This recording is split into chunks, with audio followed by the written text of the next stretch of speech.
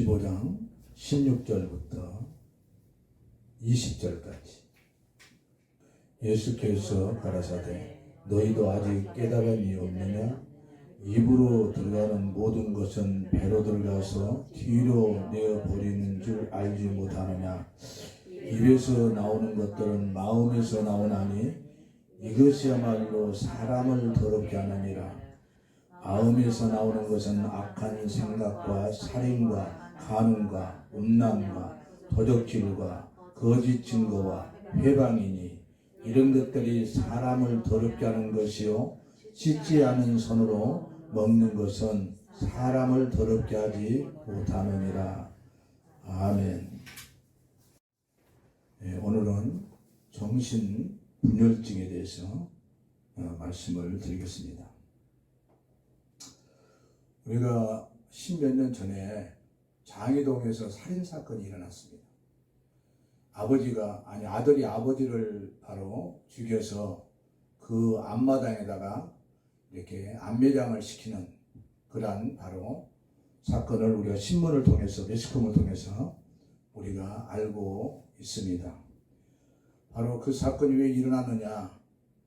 바로 아들이 아버지께 돈을 달라고 하니까 아버지가 그 돈을 주면 헛된 데다가 쓰는 것을 알기 때문에 돈을 안 줬더니 결국은 그 아들이 앙심을 품고 아버지를 죽였습니다. 그리고 마당에다 안매장을 시켰어요. 근데 그것이 바로 자기가 그 분을 담당해가지고 그 바로 조서를 받는 분이 장로님이었는데 바로 그 사람이 혼자서 네가 죽였지 않느냐? 서로 아니야 내가 안 죽였어 이렇게 혼자서 중얼거리는 것을 보였을 때 악한 영에 의해서 그 아버지를 저 사람이 죽였구나 그거를 알게 됐답니다. 몇 년 전에 바로 저희 교회에 성인학이라는 그런 청년이 자기 아버지가 장로님인데 바로 우리 교회를 왔습니다. 거창에서. 근데 그 아버지가 와서 아들을 두고 이렇게 가려고 하는 거예요. 그래서 내가 그 아버지한테 아들 데려갔어요. 보호자가 없는 아들을 제가 어떻게 할 수가 없어요. 왜? 제가 이런 환자들을 치료해 주다가 2번이나 제가 얻어맞은 적이 있으니까요. 한 번은 죽을 고비를 넘겼고 한 번은 제가 이렇게 얼굴을 이렇게 맞았는데 이게 바로 정신분열증 환자들입니다. 이 정신분열증 환자들은 바로 무서운 병입니다. 때로는 사람을 죽일 수도 있고 그 다음에 남의 물건을 다 부셔버릴 수도 있고 그 다음에 그 후에 언제 어느 때 어떤 사건을 실제 예측을 할 수 없는 아주 그런 위험한 환자가 바로 정신분열 환자입니다. 그들은 부모도 이렇게 정신분열이 일어나면 부모도 알아보지 못하고 어떤 것도 막을 수가 없어요. 그러니까 그 집안 식구들은 항상 불안과 두려움에 떨고 지옥생활을 할 수밖에 없습니다. 어떤 형제는 자동차를 4대를 이렇게 부셔가지고 자기 부모님이 돈을 1,000몇백만을 그렇게 물어준 적도 있다고 합니다. 그런데 이 정신병 이 환자들은 아주 어떤 계기를 통해서 그런 환자가 되는데 어떤 사람은 바로 이렇게 자기 아버지가 사업을 실패해가지고 또 어떤 사람은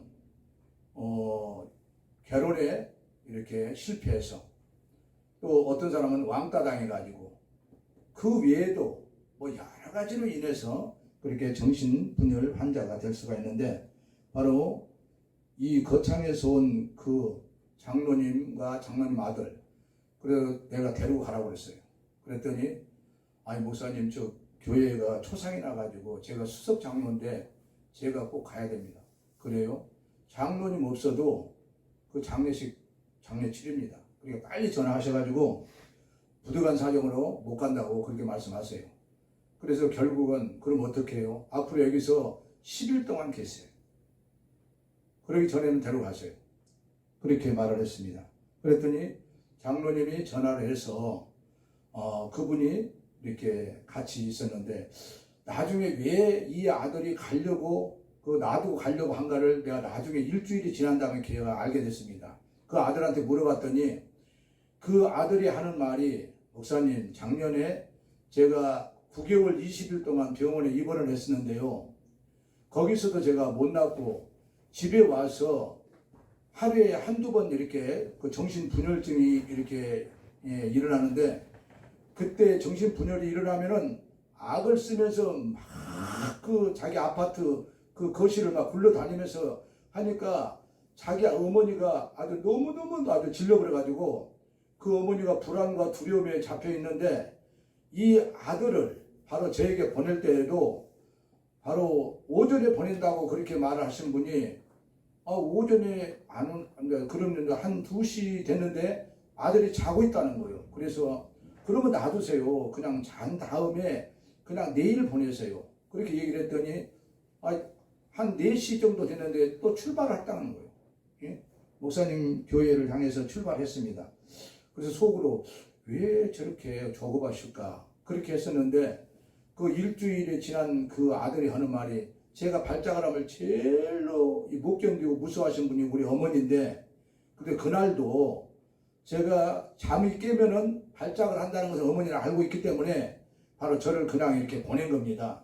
근데 놀라운 사실은 여기 아버지하고 여기 다 와가지고 바로 8시가 넘었는데 밤 8시가 넘었는데 전화가 왔어요. 도착했는데 밥 먹고 들어오겠다고 그렇게 해서 밥 먹지 말고 들어오세요.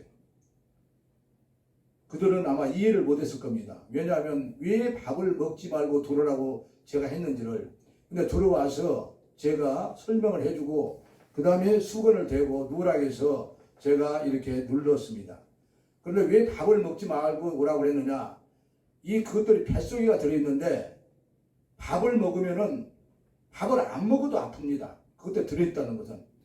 그런데 밥을 먹고 누르면은 더 아프기 때문에 바로 그분들을 조금이라도 고통을 더 덜어주고 그 다음에 그것을 쉽게 처리하기 위해서 바로 그렇게 했습니다. 그럼 놀라운 사실은 그 아버지가 열흘 동안 이렇게 있으라고 제가 그랬는데 나중에 이제 맨 처음에 한 번 때 기도 받았는데 그날부로 발작을 안 하는 거예요.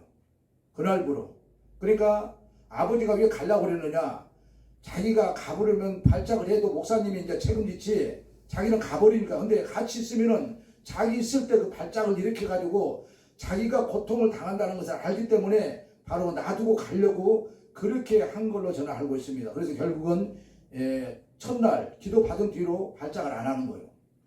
나는 그것이 모르죠 잘. 그런데 자기들이 근데 계속해서 아들이 기도리 점점 얼굴이 빛나고 그 다음에 점점점 이렇게 아버지가 마음이 평안해지고 그 다음에 점점점 좋아하고 근데 열흘이 됐는데 이 아버지가 안 가시는 거예요. 그래서 장로님 왜 열흘 됐는데 안 가시냐고 했더니 목사님 며칠 더 있다 가겠습니다. 왜요? 우리 아들이 지금 거의 다 낫고 있어요. 그래서 제가 더 은혜를 저도 받고 그래서 그렇게 하겠습니다. 그래서 결국은 한 달 17일 만에 그 장로님은 13일 만에 가셨고 그 다음에 바로 이낙이는 바로 한 달 17일 만에 집으로 보내서 나한테 어느 날 전화가 왔어요. 목사님 제가 대학원을 이렇게 신학대학원을 가려고 그러는데 어느 신학대학원으로 갔으면 좋겠습니까?